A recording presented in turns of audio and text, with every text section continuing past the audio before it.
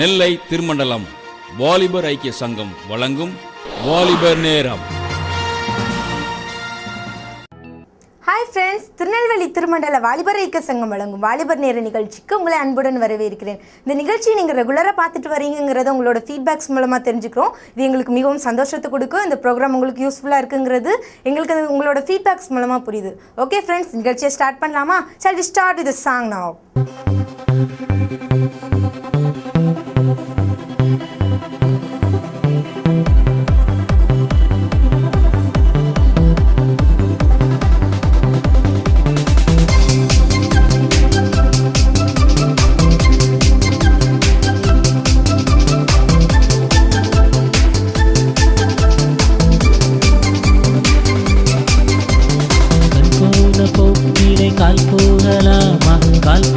போக்கிலே மனம் போகலாமா? கண் போன போக்கிலே கால் போகலாமா? கால் போன போக்கிலே மனம் போகலாமா? வாலிபனே ஓ வாலிபனே, சிந்திக்கும் காலம் இதுவே. ஓ வாலிபனே வாலிபனே, சிந்திக்கும் காலம் இதுவே.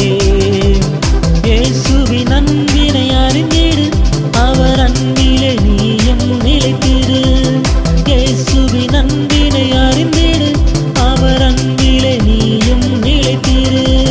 கண் போன போக்கிலே கால் போகலாமா? கால் போன போக்கிலே மனம் போகலாமா?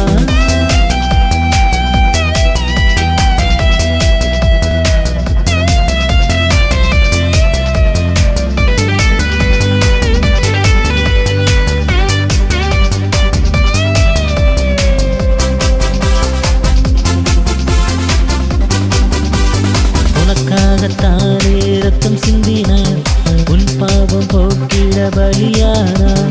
உனக்காகத்தானே ரத்தம் சிந்தினார், உன் பாவம் போக்கிட பலியானார். உன்னை மீட்டுக் கொள்ளவே உயிர் தெழுந்தார். அறியாயோ நீ நண்பனே, அறியாயோ நீ நண்பனே. கண் போன போக்கிலே கால் போகலாமா? கால் போன போக்கிலே மனம் போகலாமா?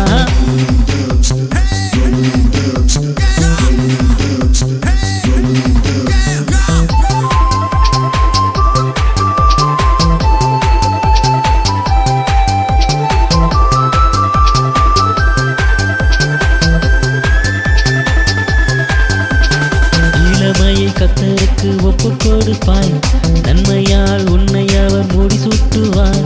இளமையை கர்த்தருக்கு ஒப்பு கொடுப்பாய், நன்மையால் உன்னை அவர் முடிசூட்டுவார். பாதைகள் எல்லாம் கரம் பிடிப்பார். வழியும் ஒளியும் இயேசுவே, வழியும் ஒளியும் இயேசுவே.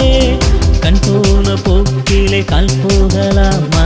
கால் போன போக்கிலே மனம் போகலாமா?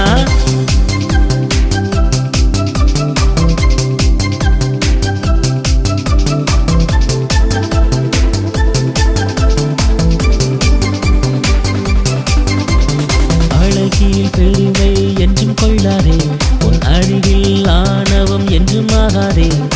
அழகில் பெருமை என்றும் கொள்ளாதே, உன் அழகில் ஆணவம் என்றும் ஆகாதே. பெருமைக்கு கர்த்தர் எதிர்த்து நிற்கிறார். மாயையில் மயங்கி வாழாதே, மாயையில் மயங்கி வாழாதே. கண் போன போக்கிலே கால் போகலாமா? கால் போன போக்கிலே மனம் போகலாமா? கண் போன போக்கிலே கால் போகலாமா? கால் போன போக்கிலே மனம் போகலாமா? வாலிபனே ஓ வாலிபனே, சிந்திக்கும் காலம் இதுவே. ஓ வாலிபனே வாலிபனே, சிந்திக்கும் காலம் இதுவே. இயேசுவின் அன்பினை அறிந்திடு, அவர் அன்பிலே நீயும் நிலைத்திரு. கண் போன போக்கிலே கால் போகலாமா? கால் போன போக்கிலே மனம் போகலாமா?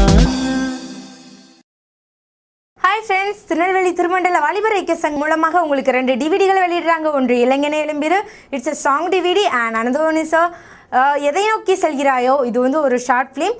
இந்த 2 டிவிடிகளும் உங்களுக்கு நம்ம டிடிஒய் அண்ணமார்கிட்டையோ இல்லாட்டா டிடிஒய் ஆஃபீஸ்லேயோ போய் இந்த டிவிடிகளை நீங்கள் வாங்கிக்கலாம். இது ரெண்டுமே மிகவும் யூஸ்ஃபுல்லாக இருக்குது. அந்த டிவிடிகள் கண்டிப்பாக ஒவ்வொரு இளைஞர்கள்கிட்டையும் இருக்க வேண்டிய டிவிடி. கண்டிப்பாக வாங்கி பயனடைங்க. பாடல் மிகவும் அருமையாக இருந்துச்சு இல்லையா? ஓகே ஃப்ரெண்ட்ஸ், நம்ம செய்தி வேலைக்குள்ளாக கடந்து போகலாம்.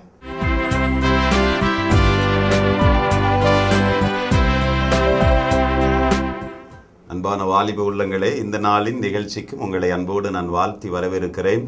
ஆண்டவர் ஒவ்வொரு வாரமும் நம்மோடு அவர் தெளிவாய் பேசிக் கொண்டிருக்கிறார். அவருடைய வார்த்தைகளை கேட்பதோடு மட்டுமல்ல, அதை நம்முடைய இதயத்திலே பதித்து கொண்டவர்களாய் அதை நம்முடைய வாழ்விலே செயல்படுத்தும் பொழுது ஒரு மாபெரும் ஆசீர்வாதத்துக்கு நேராய் அது நம்மை வழிநடத்தி செல்லும் என்பதில் சற்றும் ஐயமில்லை என்பதை உணர்ந்தவர்களாய் இந்த நாளிலும் ஆண்டவரே நீர் என்னோடு பேசும் என்று சொல்லி அவருடைய வார்த்தைகளுக்கு நாம் காத்திருக்க கண்களை மூடி நாம் அவருடைய சமூகத்திலே அர்ப்பணிக்க அழைக்கப்பட்டிருக்கிறோம். ஒரு நிமிடம் ஆண்டவரே, இந்த நாளிலும் நீர் என்னோடு பேசும் ஆண்டவரே.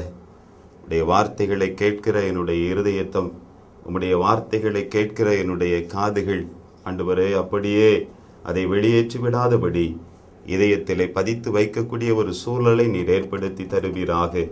தடைகளை எல்லாம் மாற்றும் உடை தெரிவீராக ஆண்டவரே. கேட்டுக்கொண்டிருக்கிற உடைய பிள்ளைகளுக்கு நீர் அப்படியே செய்தருள வேண்டும் என்று செபிக்கிறோம் பிதாவே.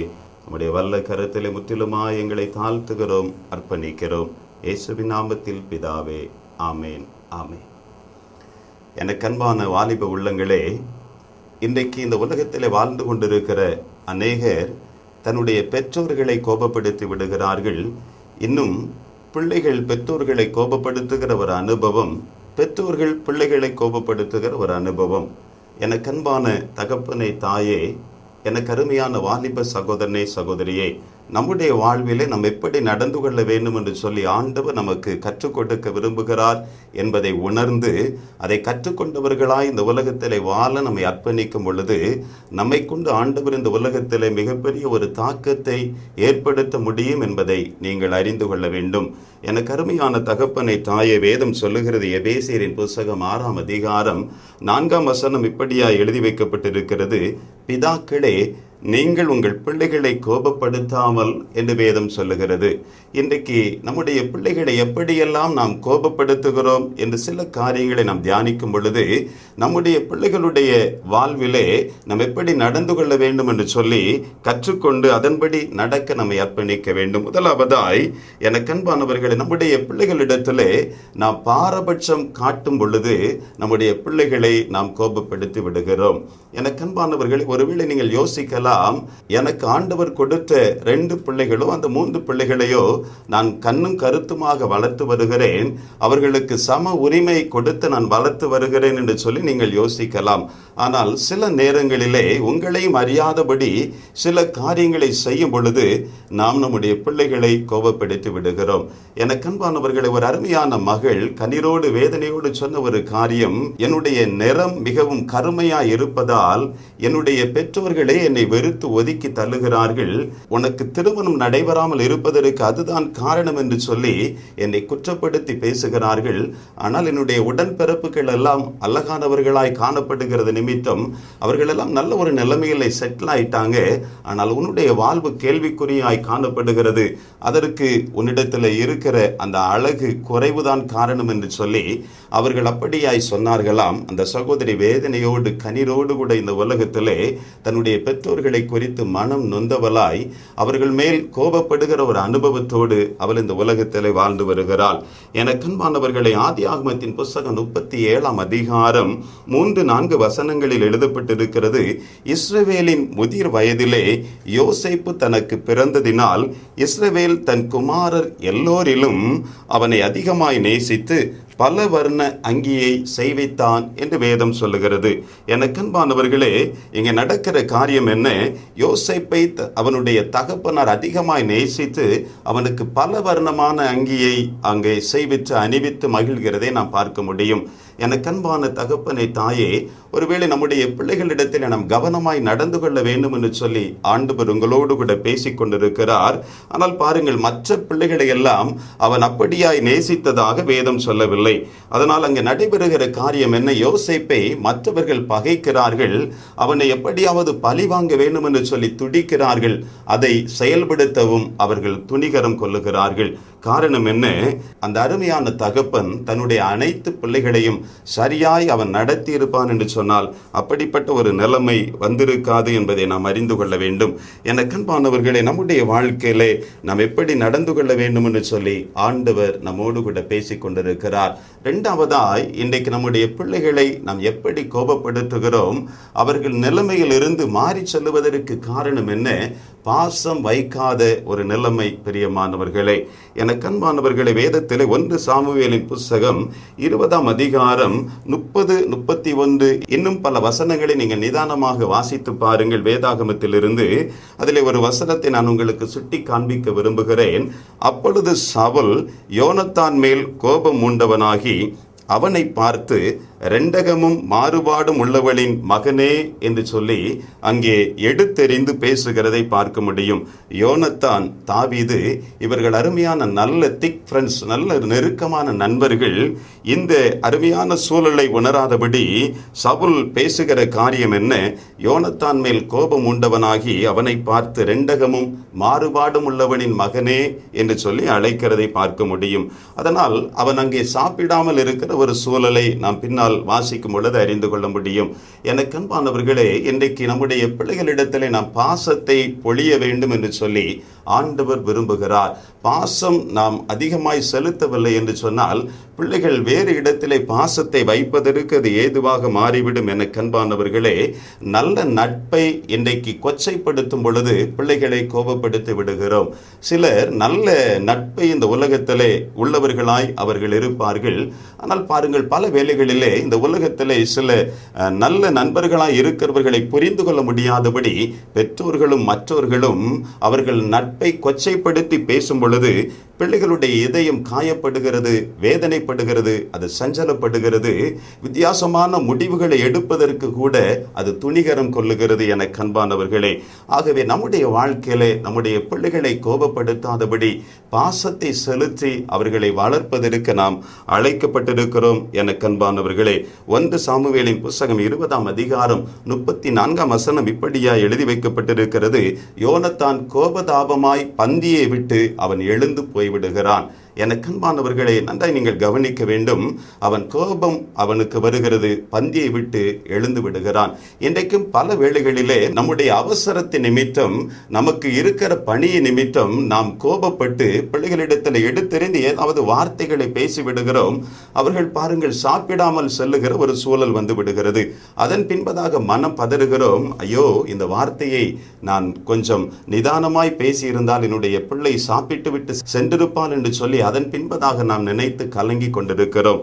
என கண்பார்ந்தவர்களே, நம்முடைய வாழ்க்கையிலே நாம் எப்படிப்பட்டவர்களாய் வாழ வேண்டும் என்று சொல்லி, நம்முடைய பிள்ளைகளை எப்படி நடத்த வேண்டும் என்று சொல்லி ஆண்டவர் நமக்கு கற்றுக் கொடுத்து வருகிறார். என கண்பார்ந்தவர்களே, சில தவறுகள் தெரிந்தோ தெரியாமலோ நடந்துவிட்டாலும் அதை அவர்களிடத்தில் எப்படி கேட்க வேண்டுமோ, அவர்களிடத்தில் எப்படி நம்முடைய அணுகுமுறையை வைத்துக் கொள்ள வேண்டுமோ அப்படி செய்யும் பொழுது நிச்சயமாகவே அது ஒரு பேராசீர்வாதத்தை நம்முடைய வாழ்விலே கொண்டு வரும் என்பதை நாம் அறிந்து கொள்ள வேண்டும். எனக்கு அன்பானவர்களே, சில நேரங்களிலே பாருங்கள், ஒரு அருமையான சகோதரி அவர்கள் கண்ணீரோடு வேதனையோடு சொன்ன ஒரு காரியம், ஒரு ஊழியக்காரர் அவர்கள் இல்லத்திலே கால் மிதித்து செவிப்பதற்காய் நின்ற பொழுது அந்த மகளை குறித்து அந்த தாயார் ஆதங்கத்தை கொட்டினார்களாம் அந்த ஊழியரிடத்திலே. அவர்கள் சொன்ன காரியம் என்ன தெரியுமா? என்னுடைய மகள் பார்ப்பதற்குத்தான் இப்படி பிரதர், ஆனால் இவளுக்குள் இருக்கிற பல காரியங்களை வெளிச்சம் போட்டு காட்டி அதை அப்படியே அந்த ஊழியரிடத்திலே அவர்கள் பேசினார்களாம். எனக்கு அன்பானவர்களே, இன்றைக்கு யார் எப்படி என்று சொல்லி நாம் சரியாய் அறியாமலே பல காரியங்களை, பல பிரச்சனைகளை, நம்முடைய பிள்ளைகளை குறித்த காரியங்களை அவசரப்பட்டு கொட்டி விடுகிறோம்.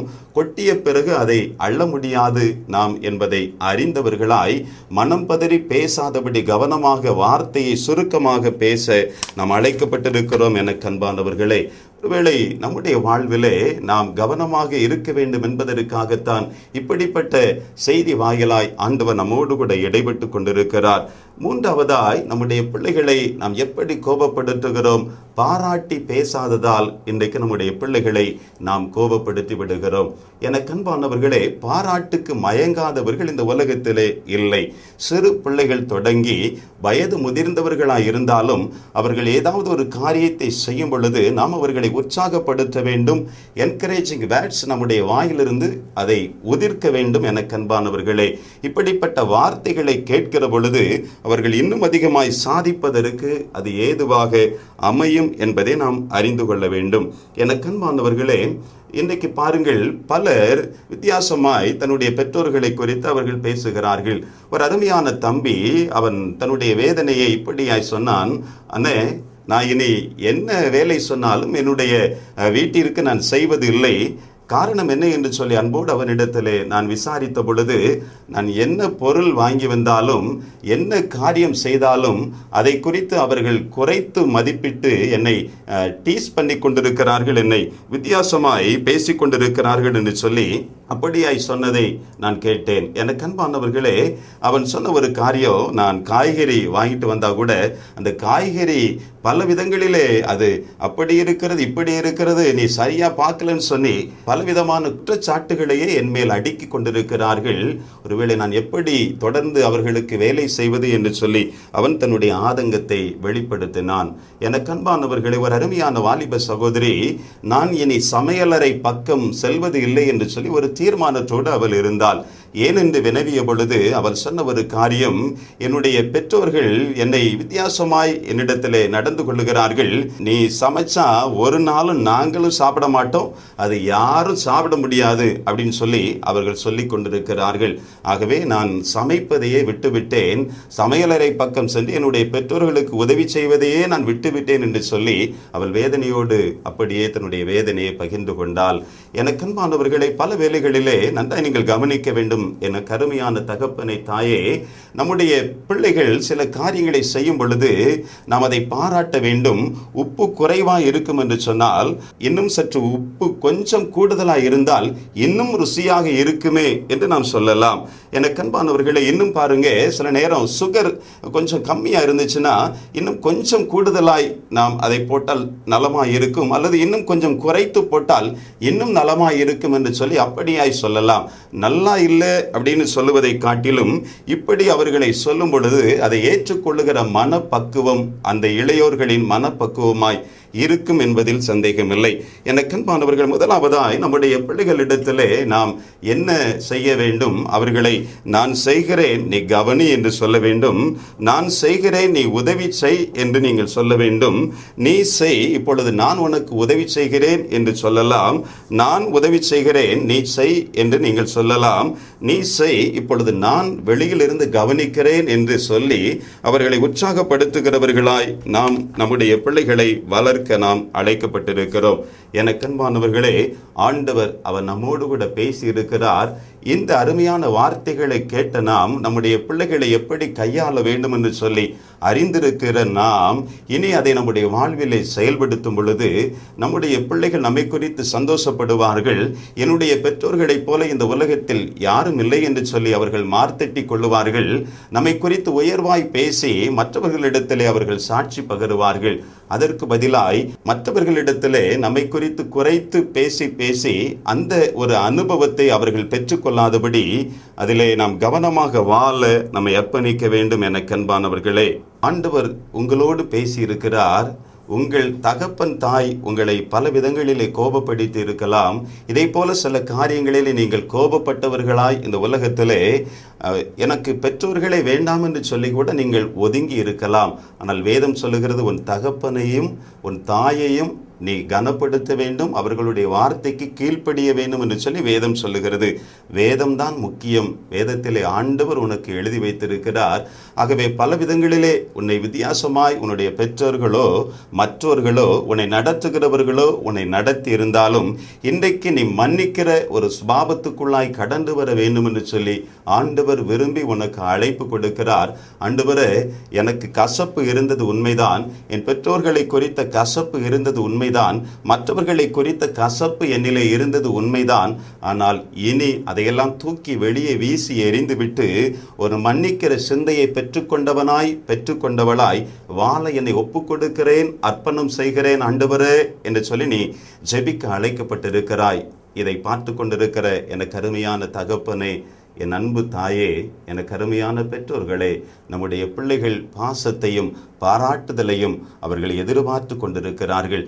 சின்னவர்களானாலும் இளையோர்களானாலும் பெரியவர்களானாலும் அவர்களை எப்படி நடத்த வேண்டும் என்று சொல்லி தொடர்ந்து இன்னும் ஆண்டவரிடத்திலே நாம் கற்றுக்கொண்டவர்களாய் அப்படியே நம்முடைய குடும்ப வாழ்வை நகர்த்தி செல்வோம். ஒரு ஆசீர்வதிக்கப்பட்ட குடும்பமாய், ஒரு பரலோக அனுபவத்தை பெற்றுக்கொண்ட குடும்பமாய் இந்த உலகத்திலே வாழ ஆண்டவர் வழிவகை செய்வார் என்பதில் சந்தேகமில்லை. கண்களை மூடி கருத்தோடு நாம் ஜெபிக்க அழைக்கப்பட்டிருக்கிறோம். எங்களை நேசிக்கிற நல்ல ஆண்டவரே, உம்மை நன்றியோடு துதிக்கிறோம், ஸ்தோத்திரிக்கிறோம் ஆண்டவரே.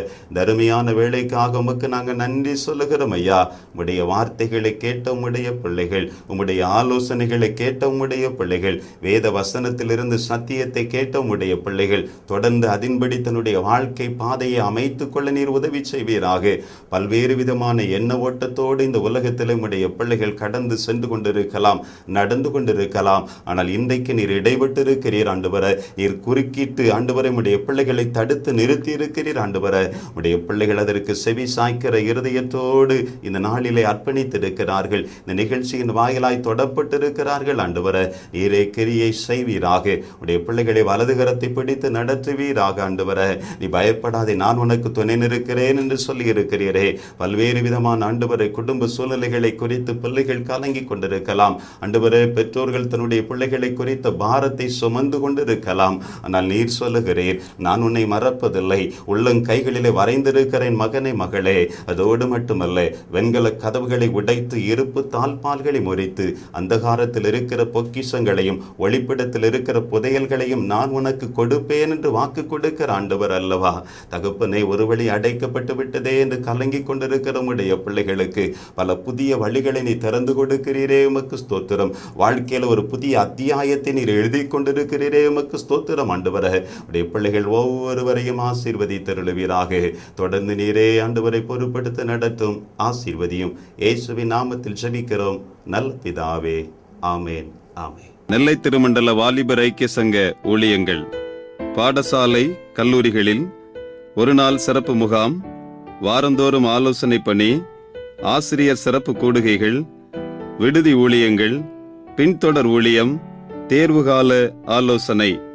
திருச்சபைகளில் வாலிபர் ஜபக்குழுக்களை ஏற்படுத்துதல், சேகர அளவில் ஒரு நாள் கூடுகை, சபைமன்ற அளவில் ஒரு நாள் கூடுகை, திருமண்டல அளவில் குற்றால முகாம், பல்சுவை இரவு நிகழ்ச்சிகள், கடற்கரை முகாம்கள், திடப்படுத்தல் பயில்வோருக்கான ஒரு நாள் சிறப்பு முகாம், திருமண்டல அளவிலான தாளந்து மற்றும் விளையாட்டு போட்டிகள், மாதம் ஒருமுறை வாலிபர்களுக்கான உபவாச கூட்டம், சபை ஊழியர்கள் மற்றும் வாலிபர் பொறுப்பாளர் கூடுகை, இலக்கியம் மற்றும் மீடியா ஊழியங்களில் எமது பங்கு.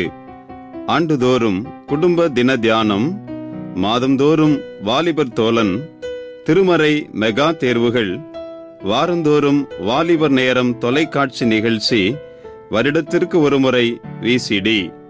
சமுதாயத்தில் கல்வி உதவி திட்டம், திருமண உதவி திட்டம், உணவளிக்கும் திட்டம், சுற்றுச்சூழல் விழிப்புணர்வு கருத்தரங்குகள். இளையோரின் உள்ளத்தை கட்டுகிற இந்த மாபெரும் பணியில் எங்களோடு நீங்களும் இணைந்து கொண்டு ஜெபிக்கவும் இதற்காக தியாகத்தோடு கொடுக்கவும் உங்களை அர்ப்பணித்துக் கொள்ளுங்கள். ஆண்டவர் தாமே உங்களை அளவில்லாமல் ஆசீர்வதிப்பாராக.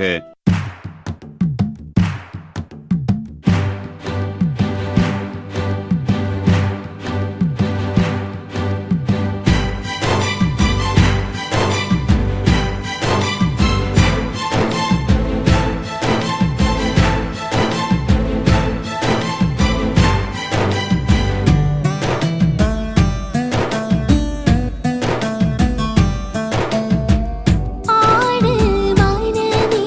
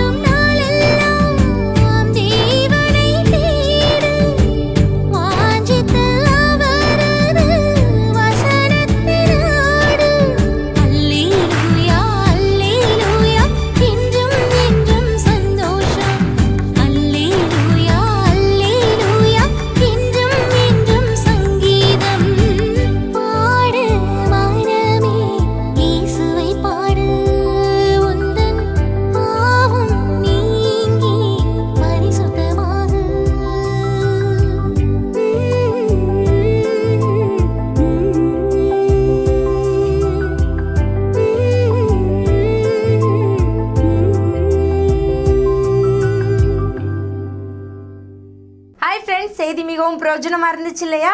ஓகே ஃப்ரெண்ட்ஸ், இந்த நிகழ்ச்சியை நீங்கள் கண்டினியூஸாக பாருங்கள். நெக்ஸ்ட் நிகழ்ச்சியில் மீட் பண்ணலாம். பாய்.